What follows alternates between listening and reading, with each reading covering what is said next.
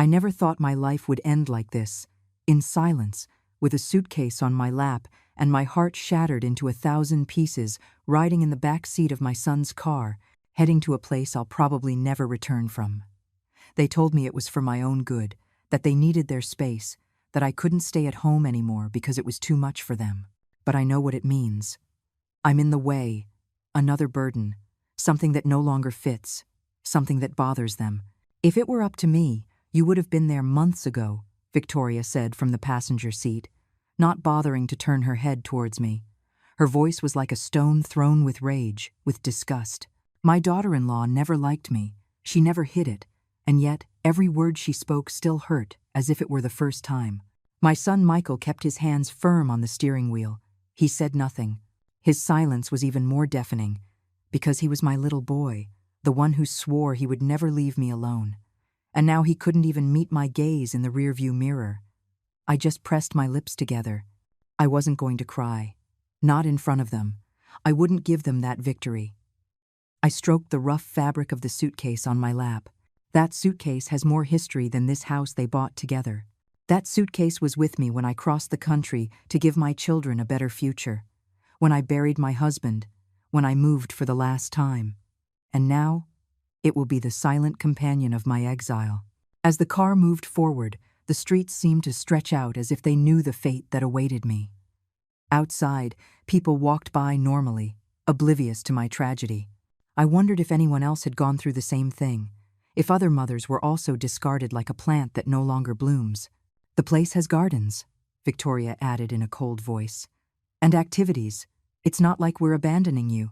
That was exactly what they were doing. I swallowed the words that burned in my throat. If I spoke, I would scream. And I don't scream. I've put up with too much to fall into that. I just watched as the buildings were left behind, as my neighborhood disappeared from the rearview mirror. That house where I raised my children, where I embroidered their names on the towels, where I took care of my grandchildren when they were sick. Now it wasn't mine anymore. I no longer had a place there. 2 nights ago, I accidentally overheard Victoria talking on the phone. She thought I was asleep. She said she couldn't take it anymore, that I was interfering with her life, that I was ruining her peace of mind, that an old woman like me had no business being in her house. She said it just like that, with those words. Michael was there. He didn't stop her. He didn't correct her. He just said, "It's already decided." My son, my firstborn, the one who held my hand when he had a fever. Now he was organizing my exile. They made me pack. They didn't even let me choose what to take. Victoria opened the closet and started stuffing old clothes into the suitcase. She said I couldn't take many things. "There's no room for your junk at the nursing home," she muttered. She packed the photo from my wedding but forgot my medications. She put in my winter shoes but left out my photo album. She glanced at me and said, "The important thing is that you're warm," as if the cold I felt was on the outside and not on the inside. Lily, my granddaughter, was the only one who hugged me that night. She told me she loved me, that she didn't understand why they were doing this. Victoria scolded her for sticking her nose where it doesn't belong. Michael didn't say a single word. His cowardice hurt me more than anything. During the drive, Victoria wouldn't stop talking. She described the place as if it were a hotel, that it had a dining hall, that the caregivers were kind, that there would even be other grandparents to socialize with. But every word she said sounded hollow, empty, a bandage for a guilt she didn't even feel. "Besides, this way you won't have to bother with housework," she added, with a smile that didn't reach her eyes. The house, the one where I cooked for 30 years, where I washed, ironed, swept, where I cleaned up vomit and soothed tears. That house where she now reigns, while I am the intruder. When did everything change? Was it when I was widowed and became unnecessary? When I broke my hip and needed help to move? Was it when I could no longer take care of my grandchildren like before? Or was it simply the passage of time that made me invisible? Sometimes I wake up in the middle of the night searching for my husband's scent. That smell of coffee and mild tobacco made me feel protected. But he's gone now. And now, without him, it seems everything is falling apart. The car turned onto a wider avenue. I recognized the road. We had been down this way once before. when we took an old friend to the same place they were taking me now. He cried the whole way. I comforted him. I told him he wasn't alone. What irony. We're almost there, Victoria said, looking at her watch. I hope there isn't much traffic. We have a dinner tonight. They were in a hurry to get rid of me. I clenched my fists. I felt the suitcase tremble on my lap. I swore to myself not to break down. I wasn't going to give them the pleasure of seeing me broken. And then, just as the traffic light turned red, my phone rang, a sharp, unexpected sound. An old ringtone. My old cell phone. The one that hardly anyone ever calls. Victoria shot me a look of displeasure. "Who's calling you now?" she snapped. I didn't answer. I pulled out the phone with trembling hands. Unknown number. I hesitated. And I answered. "Hello?" Silence. 1 second. 2. And then, the voice. "Eleanor, it's me, Arthur. I know what they're doing to you. Don't say anything. Just listen. You're not alone. I'm already waiting for you." The air caught in my throat. It was impossible. Arthur. My first love. The one I thought was lost forever. How did he know? Why now? "I'm right where they're taking you, and I'm not going to let you stay." The line went dead. I didn't have time to respond. Victoria was watching me, suspicious. Michael kept driving. But I was no longer the same person. Something ignited inside me. Something I thought had been extinguished. A flame, a promise. And they didn't know what was about to happen yet. There are those who believe you get old all at once. That one day you just wake up and you don't matter anymore. But it's not like that.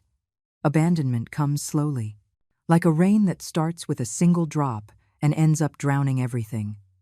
I wasn't always this woman, hunched over with a tired gaze and slow steps. No, I was laughter. I was fire. I was a mother who gave everything. A wife who emptied herself for love. A woman who knew how to postpone her dreams to build those of others. I was born in a small town, one of those places where everyone knows each other and nobody forgets. My parents were simple people. My father was a carpenter. My mother, a seamstress. From them, I learned that love is shown with actions, not with words. That dignity is worn like an invisible coat. That you have to endure, but never lose yourself. I met Arthur when I was 18. He was everything a young woman could dream of. Brave, idealistic, with a smile that could melt any fear. But life had other plans. My father got sick. My mother fell into despair. There was no money. There was no future. And Arthur wanted to travel the world. I needed to stay, to take care of them. I chose to be a daughter before being a woman. He left. I stayed. Shortly after, I met Robert. He wasn't like Arthur. He was serious, hardworking, and above all, stable. He proposed to me soon after. "I can give you stability," he told me, and I accepted. Not for love, but for peace. We had 3 children. Michael was the first. He was born on a particularly cold winter. I held him in my arms and knew that it was all worth it. His cries were my engine. His life. My reason. The years passed. I became a full-time mother. I stopped painting, reading, writing my poems. I cooked, cleaned, cared for them. Every morning started before the sun came up. Every night ended after everyone else was asleep. My back ached, but I didn't complain. I never did. Mothers don't complain. Mothers love, even when no one sees them. Michael grew up fast. He was a sensitive, tender child. He followed me around the house like a little duckling. "Mommy, don't go," he would say when I went to the grocery store. And I would promise him I would always be there. Always. I held his hand on the way to school. I waited for him in the rain with his little blue raincoat. I sang him to sleep. I patched up his scraped knees. I was his refuge, his everything. And then he started to change. Adolescence was a border. Suddenly he no longer wanted my kisses. He was embarrassed when I waited for him at the door.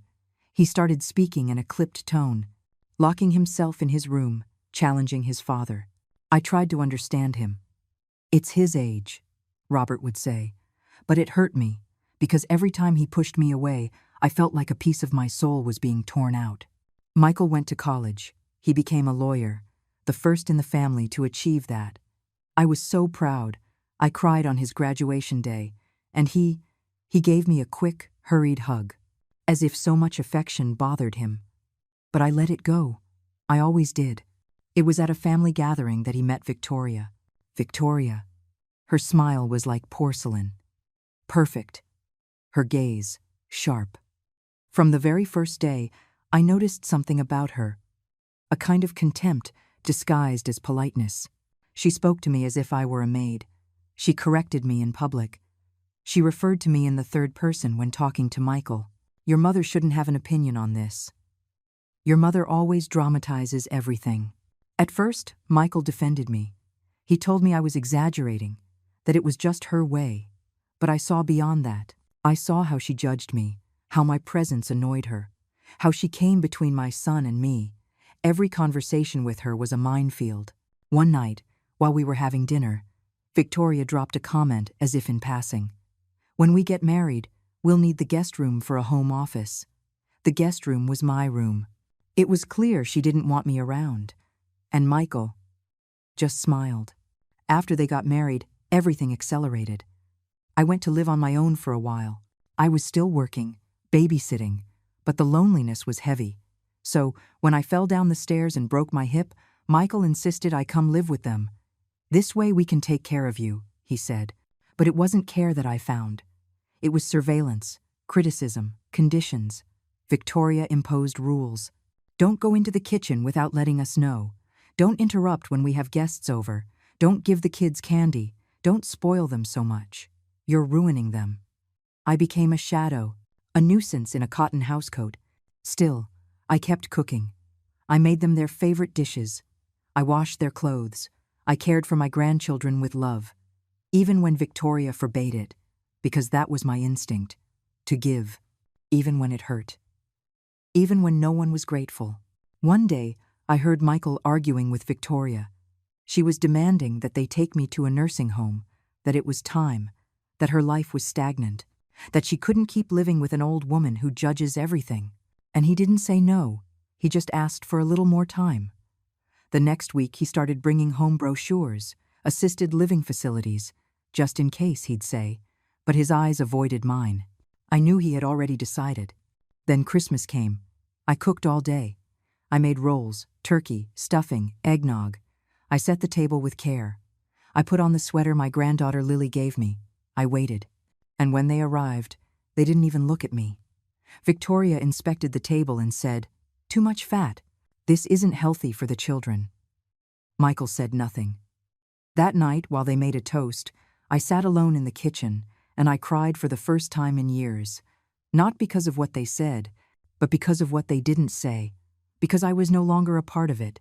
Because I was no longer seen. And that's when I knew. My place was no longer in that house. From that Christmas on, everything in me began to change. Something died that night. Something that had kept my back straight for years, even in the worst of times.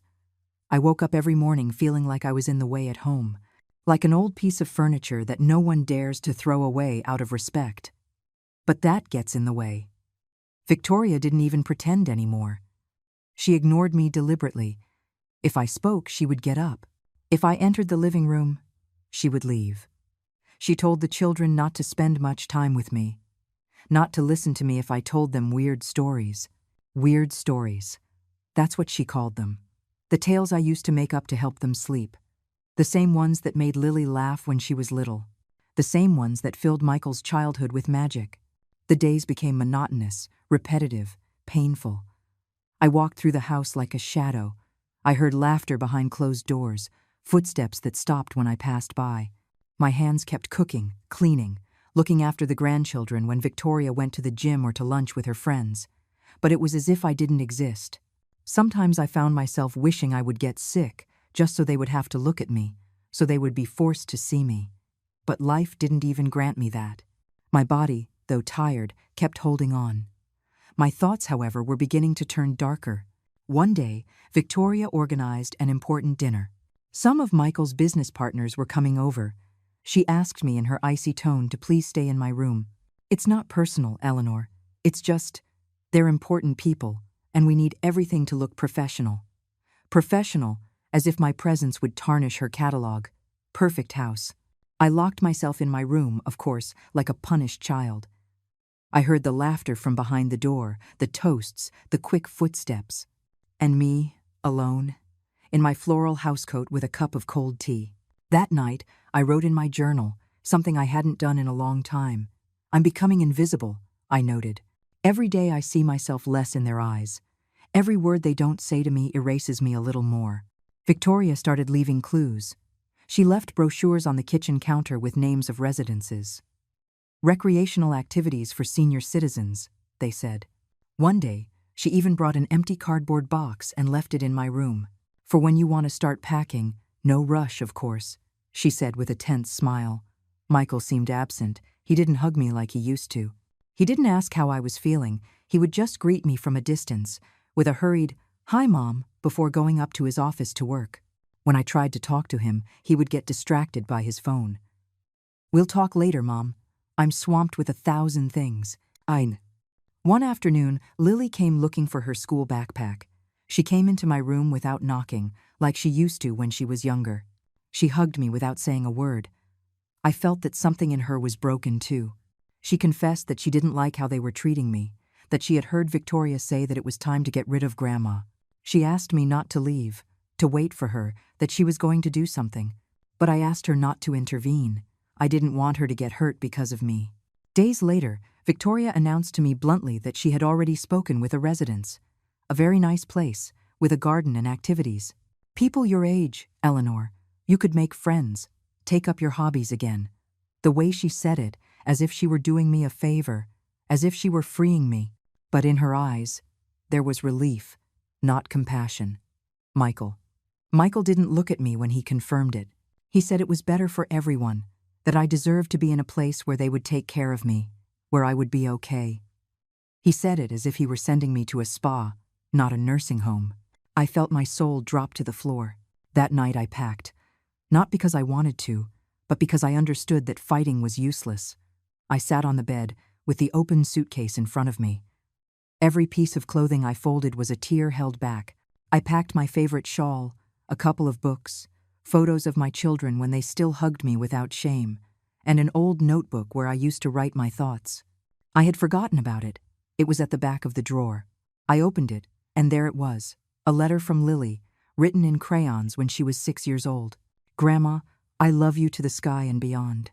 I pressed it against my chest and allowed myself to cry silently, as I always did. The next morning was gray.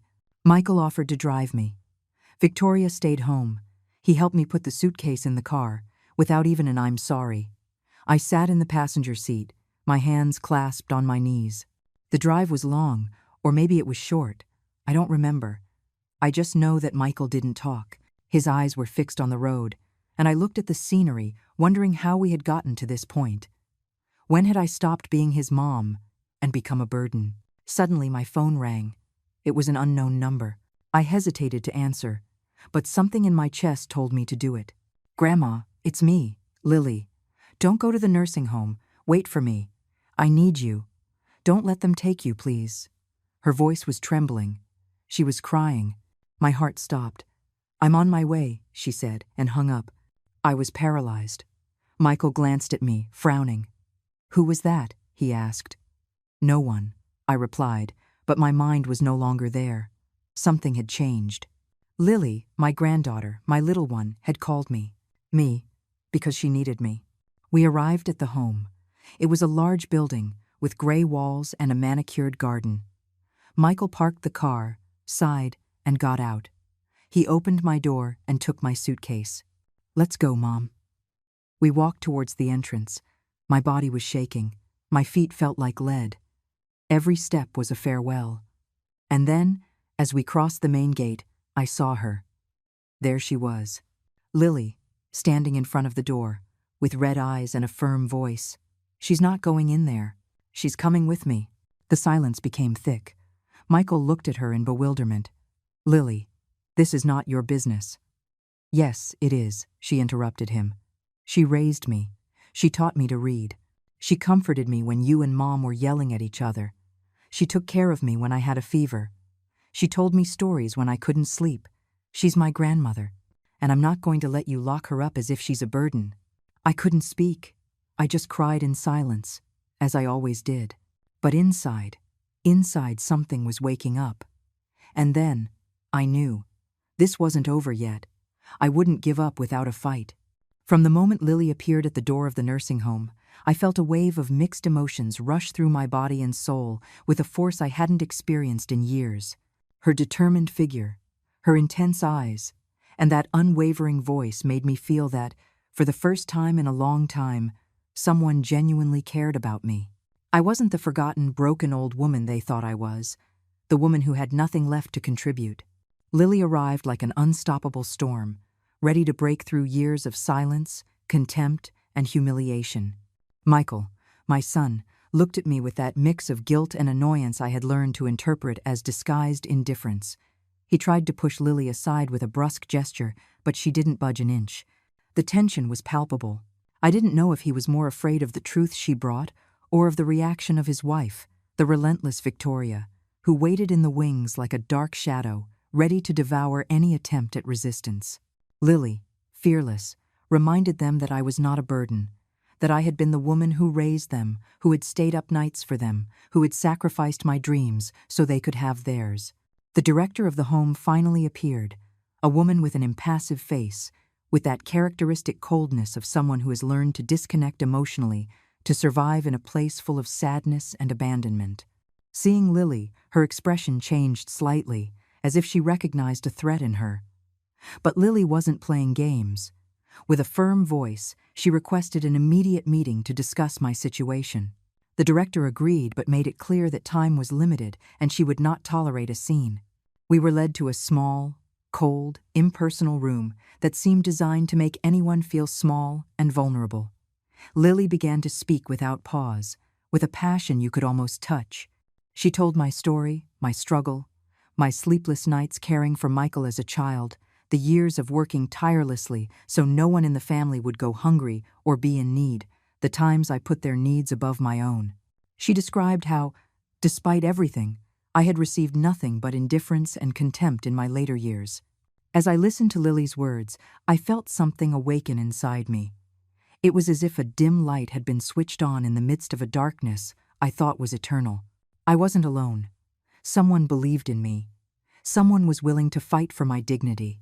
The director and the staff of the home seemed unprepared to face this reality. Lily's words were a challenge to their routine of indifference and abandonment. After that meeting, Lily took me to her best friend's house, a modest but warm and humane place, far from the cold, impersonal walls of the home. There, for the first time in a long time, I felt I could breathe, that I could simply be myself, without fear or shame. The friendship and affection they showed me were a balm for my wounded soul. Days and weeks passed, and with each visit from Lily, my spirits lifted. It wasn't just her constant presence and unconditional support, but also the hope she gave me. We began to plan a different future, a future where I could regain my autonomy, where I wouldn't be a burden but a person with the right to choose. But the enemy was not asleep. Victoria and Michael began sending messages and calls with veiled threats, trying to make me give in, to return to the home, to accept the fate they had decided for me without my consent. Their words were sharp knives meant to break me. But this time I was no longer willing to be defeated. A particularly cruel letter arrived one afternoon, with words that cut deeper than the winter cold. Victoria called me a burden, a nuisance, someone it was better to forget. I felt that hatred become a wall separating me from the family I once loved. But this time I wasn't alone to face that storm. With Lily's help, we contacted a lawyer specializing in elder rights. He explained that legally they couldn't force me to live somewhere against my will, that I had rights they had to respect. That news was a beacon of hope in the storm. With each passing day, my spirits and my will grew stronger. We started looking for alternatives for my life, community programs, activities for seniors, opportunities to learn and share. I no longer wanted to be a forgotten shadow. I wanted to be a living, respected woman with a voice and a choice. But the battle was difficult. Victoria intensified her attacks, using all her influence to manipulate Michael, who wavered between guilt and resignation. At one point, he almost gave in, asking me to understand that he only wanted what was best for me. But this time I didn't fall for his lies. Lily was my rock, my strength.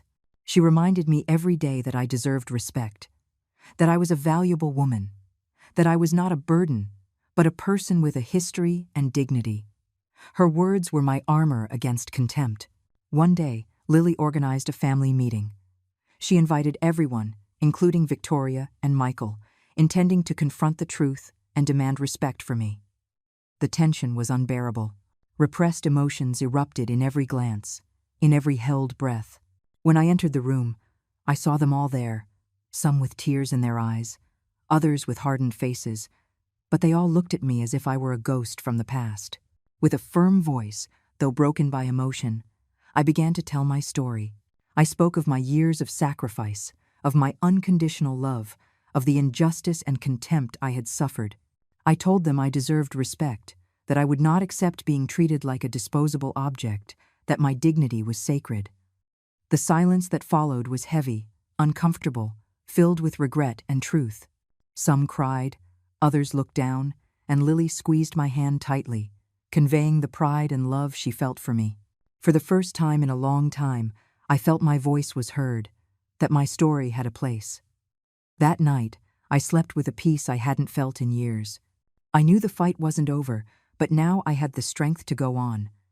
The dignity I thought I had lost was beginning to be reborn, fueled by my granddaughter's love and my own unbreakable will. After that meeting, which seemed to open a small crack in my family's wall of indifference, I thought things would start to change. But reality soon showed me that the battle I faced was much crueler and more complicated than I imagined. The villain of this story, Victoria, was not willing to give an inch. Her hatred and resentment grew daily, fueled by the need to control and manipulate everything around her. What she saw as a direct threat to her power over Michael and the family, I saw as an opportunity to defend my dignity and reclaim my life. It wasn't long before Victoria showed her true intentions. First came the constant calls to Lily, filled with insults and veiled threats. Then came the messages, written with sharp words, accusing us of being liars, of trying to destabilize the family, of destroying Michael's reputation. But the most painful part was when, from the shadows, she began to pull strings to start legal proceedings against me, claiming mental incapacity and danger to myself, trying to take me back to the nursing home, this time with court orders. That's when I understood that the fight would not only be emotional, but also legal. Lily and I found ourselves entangled in a maze of paperwork, lawyers, documents, and hearings. I felt the world was crashing down on me, but there was something burning inside me, a flame that refused to go out. I couldn't let Victoria win, not after everything I had endured. The lawyer who supported us was crucial. His experience and knowledge were like a beacon in the darkness. He explained that the law was on our side, that as long as I was able to express my will, no one could force me to live somewhere against my wishes. But he also warned us that Victoria would use all her tricks to manipulate the system and make me seem weak or incapable. The hearings were terrible. Feeling judged as if I were a rebellious child or an incompetent old woman was humiliating. Victoria was present at all of them, with that bitter smile and calculating gaze, ready to destroy me. Michael, who at first seemed to be in the middle, gradually drifted away, letting his wife handle everything. However, there was a decisive moment that marked a before and after. During one hearing, one of my grandsons, Cody, burst in unexpectedly. Cody was always different, the rebel of the family, the one who didn't fit into Victoria and Michael's rules or impositions. With a firm voice and eyes full of tears, he took the stand and spoke about the love and respect he felt for his grandmother. He told stories no one else dared to remember, moments when I had been his refuge, his comfort, his inspiration. It was a testimony that moved even the judge. Victoria's expression turned to one of contained rage, but she couldn't stop Cody's words from hitting home. That intervention was key for the judge to rule in my favor, recognizing my capacity and right to decide about my life. But the fight didn't end there. Victoria intensified her maneuvers, using emotional blackmail and manipulation to try to break my will. Michael became a divided man, trapped between loyalty to his wife and love for his mother. Sometimes he would ask me to give in, to do it for them, for the family, but I could no longer back down. In those dark moments, Lily was my pillar. Her constant presence, her unconditional support, and her courage gave me strength to continue. She reminded me that my dignity was worth more than any fear or pain, that I deserved to live a full life with respect. We began to plan the next stage, reclaiming my independence, looking for a place where I could live with dignity and surrounded by affection, far from the nursing home and contempt. I had found a group of people who offered support to seniors to live in a community with activities and respect for their autonomy. It was a real hope, but Victoria was not willing to allow it. With the help of some influential acquaintances, she tried to block my plans. She had my finances reviewed, my mental health questioned, and sowed doubts in the community. It was a frontal attack on my integrity and reputation. I felt the shadow of defeat lurking, but then something unexpected happened. An old friend from my youth, James, appeared in my life. A wise and generous man who had been a pillar in my past and now became a crucial ally. His support was unconditional. He offered me his home to live in temporarily and helped me gather evidence and testimonies that proved my strength and capability. With James by my side, I felt strengthened. I not only had a refuge but also a companion who believed in me and fought with me. Together, we began to build a plan to confront Victoria and reclaim the peace that had been stolen from me. In the midst of all this, Lily discovered that Victoria had forged documents to discredit me, an illegal act that could be decisive in the trial. With that evidence in hand, we filed a formal complaint, a strong blow that put Victoria and her strategy in check. The atmosphere became increasingly tense.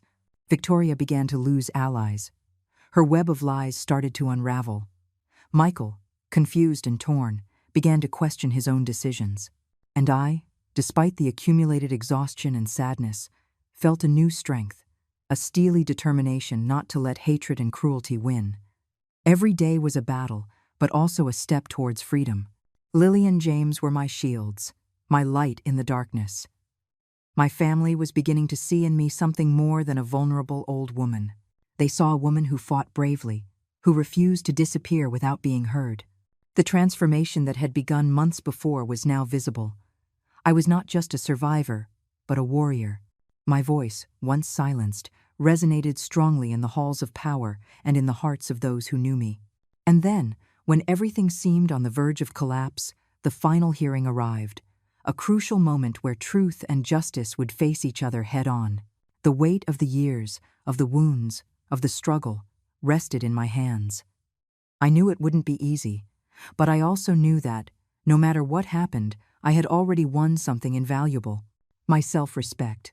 The day of the trial dawned with a gray, dense, and heavy sky, as if nature itself understood the importance of that moment and dressed in mourning for what was about to be decided. That dawn was not a simple beginning. It was the border between hope and oblivion, between recovered dignity and the invisible prison that others wanted to impose on me. I woke before dawn, my body tired but my soul kindled with a persistent flame. As I looked in the mirror, I saw the image of a transformed woman, one who had weathered invisible storms and yet maintained a steady gaze, even though her eyes held the sadness of so many years. I remembered every wound, every imposed silence, every lie I had had to endure. But I also remembered my struggle, the perseverance of someone who refuses to disappear. The suitcase was packed, not just with clothes, but with all my memories, my hopes, and the will to prove that I was not a burden, but a human being with the right to choose. The metallic sound of the zipper as it closed was like the closing of one chapter and the beginning of another, one in which I would finally have the chance to be heard. Upon arriving at the courthouse, the atmosphere was almost oppressive. The courtroom was filled with faces that seemed to judge me even before I spoke. I could feel Victoria's presence, lurking and venomous, with her mocking smile that sought to break me and Michael's cold indifference that pierced me like an invisible dagger. The judge, an older man with a stern look, ordered the hearing to begin, and the silence became absolute, like a heavy cloak covering every word that would be spoken next. Victoria's lawyers deployed an arsenal of cold and calculated arguments, painting me as an incapable, disoriented old woman. A woman who had lost her mind and who posed a risk not only to herself but also to the family. Their words were knives seeking to open the wounds of my past to show me as a helpless victim. But what they really wanted was to take away my freedom. Each phrase echoed in my ears like a cruel taunt, but I stood my ground, my breathing controlled, and my heart pounding, aware that I had to respond with truth and strength. When my turn came, I stood up with the certainty that this was my most important battle. My voice trembled at first, but it soon became firm and clear. I spoke from the bottom of my soul, telling my story without embellishment, with the honesty of someone who has suffered and loved with equal intensity. I recounted the years of sacrifice, the endless nights caring for my children and grandchildren, the tears that no one saw and that I carried in silence. I described Victoria's betrayal, her lies, her manipulations, and how she had tried to separate me from my family to control my life. I spoke of my desire to live with dignity, with autonomy, to be the master of my own destiny, and not to be reduced to a disposable object. Then, in the midst of that charged atmosphere, an unexpected voice emerged. Cody, my grandson, took the stand, and with a sincerity that moved everyone, he told his truth. He spoke of the happy moments we shared, of how he had seen Victoria's injustice and manipulation, and of his unconditional love for me. His testimony was a ray of light that pierced the darkness of the courtroom, an act of bravery that seemed to awaken something dormant in the hearts of those listening. I saw in his eyes the reflection of renewed hope, and his support was the shield I needed to remain firm. Victoria, finding herself cornered, tried to react with desperation, but her words sounded hollow and weak. Michael, who had remained silent until then, finally broke his silence, expressing regret and his support for my right to decide my own life. This unexpected alliance gave me renewed strength. The judge called a recess to deliberate, and during those minutes I felt the tension grip the room. Outside, James and Lily were waiting for me. Their gazes, full of anxiety and hope, were my support in the midst of the storm. When the judge returned, the silence was absolute. He began to read the verdict, and every word he spoke seemed to release invisible chains that had kept me trapped for so long. He recognized my full capacity to make decisions, dismissed Victoria's lies and manipulations, and ordered that my autonomy be respected. It was a victory that transcended the legal. It was an acknowledgement of my humanity, of my inalienable right to live with dignity and freedom. I couldn't hold back the tears, but this time they were tears of triumph and liberation. Leaving the courthouse, the weight I had carried for years vanished for a moment. The crowd was dispersing, but I felt the invisible embrace of everyone who had believed in me. However, I knew that the real battle was just beginning. Victoria did not accept defeat and began to weave a web of slander, lies, and blackmail. She tried to alienate my friends and neighbors, sowed discord and resentment, and used every resource at her disposal to sabotage my new life. But I was no longer the fragile, lonely woman they had tried to portray. With the unwavering support of Lily and James, I faced each attack with patience and courage. Little by little, I rebuilt my confidence, found within myself the strength to move forward, and learned to surround myself with people who valued and respected me. I immersed myself in the community, in activities that filled my soul and allowed me to reconnect with life. I wrote my memoirs, a way to exorcise the ghosts of the past and give voice to my story. I met new people who taught me that old age is not a sentence but an opportunity to be reborn and reinvent oneself. Even, unexpectedly, love knocked on my door again, in a different, more profound and liberating form. Every day was a test, a challenge, but also a victory. Every dawn found me stronger, more confident, more alive. Finally, I arrived at the place I had always dreamed of. A community where old age was respected, where stories like mine were heard and valued. There I closed the door on my past with a sigh of relief and hope. I had won the most important battle, that of my dignity, of my soul. I knew that whatever happened, I would never allow anyone to decide for me. The future awaited me, uncertain but mine, to be lived with the freedom I had fought so hard to regain. After everything I had been through, the feeling of freedom was a fire burning in my chest, a flame that no one could extinguish. It wasn't just a physical liberation from that nursing home where they had wanted to lock me away like a forgotten object or a burden, but a deep inner freedom that can only arise when you decide to leave behind the fear, humiliation, and sadness accumulated over so many years. It was as if a heavy chain broke and fell to the ground, echoing with a dull thud that made me tremble with emotion and disbelief. Was I really free? Could I start over? Yes, I could. But this freedom wasn't easy or sudden. It was the result of a long and silent battle against the shadows that had haunted me. The call I received on the way to the nursing home, the one that interrupted the destiny they had planned for me without my consent, was the beginning of something no one expected. When I answered, I heard the trembling and repentant voice of my son Benjamin, who revealed that, after years of silence and resentment, he had decided to find me. It wasn't just a call to prevent me from being institutionalized, but a genuine attempt at reconciliation, an act of bravery that moved me to my core. He told me he had realized the injustice of his actions and wanted to amend the damage he had caused me. It was a moment of confusion and hope, a mix of emotions that paralyzed me and filled me with questions. When I arrived at the nursing home, I didn't find the loneliness or coldness I had imagined.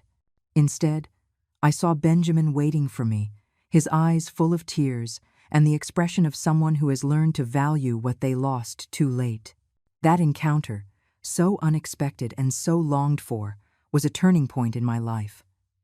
I felt time go backward and forward at the same time.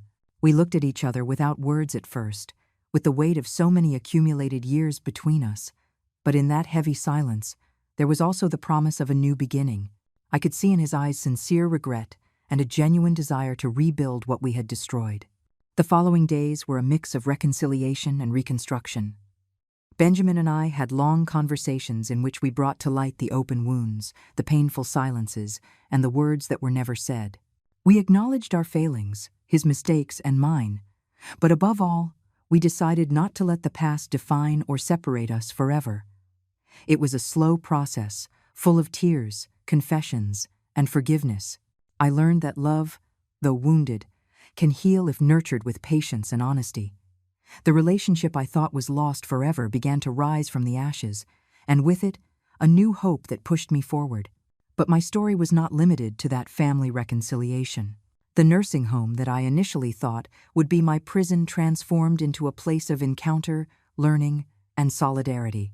There I met women and men who, like me, had been forgotten by their families, but who found in that community a refuge and a new family. I began to get actively involved, organizing activities, workshops, and support groups for those struggling against abandonment and loneliness. It was in that place that I discovered the strength of community and the importance of never giving up, even when all seems lost. Over time, I decided to share my story with the world. Writing my memoirs was an act of courage and liberation. Every word put on paper was a wound that healed, a truth that became visible, and a message I wanted others to hear. My book not only told the story of an abandoned and humiliated mother, but also that of a woman who had found in pain the strength to be reborn and rebuild herself. The publication was met with a mix of shock, empathy, and admiration. Women from all over wrote to thank me, to tell me that my story gave them the courage to face their own battles. Fame and public recognition were not my goal, but they came as a natural consequence of sharing my truth. I participated in television programs, talks, and events where I could give a voice to those who had none. I became an activist for the rights of the elderly, fighting against neglect, emotional abuse, and social indifference. My struggle ceased to be just personal and became a movement that sought to change the perception and treatment of the elderly in our society. Meanwhile, my personal life continued to evolve. I found in sincere friendship and platonic love a balm for the deepest wounds. I didn't need a prince to rescue me, but people who accepted me with my virtues and flaws, who accompanied me unconditionally. I learned to love myself, to value myself, and to enjoy solitude as a sacred space where I could connect with my essence and my dreams. The inner peace I achieved was, perhaps, the greatest triumph of all. One of the most significant experiences was the public testimony of my granddaughter Sophia, who during the trial for my autonomy and dignity spoke with an honesty and affection that moved everyone. Her courage in defending me, in confronting her mother's cruel indifference and advocating for me, was an act of pure love that showed that change was possible, even in the midst of the most painful family conflict. Sophia became my inseparable ally, the living hope that a family can be rebuilt from respect and empathy. Looking back, I understood that my life had been a dark and stormy journey, but also one full of light and learning. I had gone from being an invisible and mistreated woman to a respected and admired person, not because justice had favored me in legal terms, but because I had recovered my dignity, my voice, and my place in the world. I knew that the real triumph was not in defeating others, but in overcoming my own fears and prejudices. Finally, the sentence with which I closed my story resonated like an echo that I wanted to reach all women who suffered in silence. Do not let anyone decide for you what you are or what you are worth. True freedom begins when you reclaim your voice, even if the world tries to silence you. That phrase became my mantra, my legacy, a call to resistance, to hope, and to self-love. With the serenity that time brings, I looked forward with confidence. I knew that life was still unpredictable, that there would still be difficult moments, but I was ready because I had learned to walk in the dark without losing faith in the light. And that, for me, was the greatest victory. I am sitting in this old rocking chair I inherited from my mother, a piece of furniture worn by time and by the tears I once shed here, in this very spot, where I so often felt the weight of abandonment and loneliness. The house is silent, almost empty, but inside me, there is a whirlwind of memories that return again and again, like ghosts that refuse to disappear. I hold on to this momentary calm because I know it is a gift after so much turmoil, a storm that was long, dark, and at times seemed endless. Looking back, I see the young woman I was, full of dreams and hopes, who gave her entire life to her family with unconditional love. My name is Eleanor. I am 68 years old, and for decades I was a teacher, a guide, and the backbone of my home. The woman who held the lives of her children and grandchildren in her hands, believing that her sacrifice would be enough to be loved and respected. But over the years, that backbone began to crack under the weight of indifference and neglect. I remember the sleepless nights, caring for my sick husband, while my children slept, oblivious to the sacrifice I was making for them, the days preparing breakfast, lunch, and dinner, making sure nothing was ever missing, that everything was perfect so the family would stay together. But the love I gave was not enough. It was not returned. It was not valued. The first signs of distance were small and almost imperceptible. A glance that was averted, a text that went unanswered, a silence that stretched on. It was Victoria, my daughter-in-law, who began to draw the final crack in our relationship. Her poisonous words, her controlling and manipulative attitude, her constant insinuation that I was a burden, an obstacle for the family. It was she who convinced Michael, my eldest son, that the best thing for me was a nursing home, a place where they would supposedly take better care of me. The humiliation came slowly, like a shadow that grows without you noticing. The visits became scarcer, the calls disappeared, and the cold rejection from my own son pierced me like a knife. I felt invisible, a shadow in the lives of those I once loved with all my heart. I tried to resist. I held on to the hope that this emotional winter would pass, that love would shine again in our family. But one day, Victoria's cruel sentence paralyzed me. My husband and I have decided that a nursing home is best for you, Eleanor. There's no more room for you here. It was like a verdict with no right to appeal, I who had given my entire life reduced to a disposable object. I remained silent. My dignity was the only thing I still had. I picked up my suitcase with trembling hands, leaving behind the house where my children grew up, where I built every corner with love and sacrifice. As I said goodbye to those walls, I asked myself, how did we get here? The car ride was a silent torment. The call I received at that moment was a flash of hope. The voice on the other end was Arthur's, an old friend from my youth, a man who never forgot the woman I once was. He offered me a chance, an unexpected path to find myself again. When we arrived at the home, someone was waiting for me, who not only received me with respect, but saw in me a dignified, strong person who still had much to offer. That place, which at first seemed like a prison, transformed into a refuge where I could begin to rebuild my life. With each day, among the silent corridors and friendly voices, I discovered a new family, the friendship of other residents, the camaraderie with those who understood me. the opportunity to rediscover my forgotten dreams. I began to write my story, a tale that became a cry for justice for many women who suffer in silence. My granddaughter Lily was my beacon, a rebellious and sensitive young woman who fought against the family's prejudices, defended my dignity, and gave me her unconditional love. Together with Arthur, who with patience and tenderness helped me heal the wounds of the past, we faced the dark shadow of Victoria, who tried to silence me with threats and lies.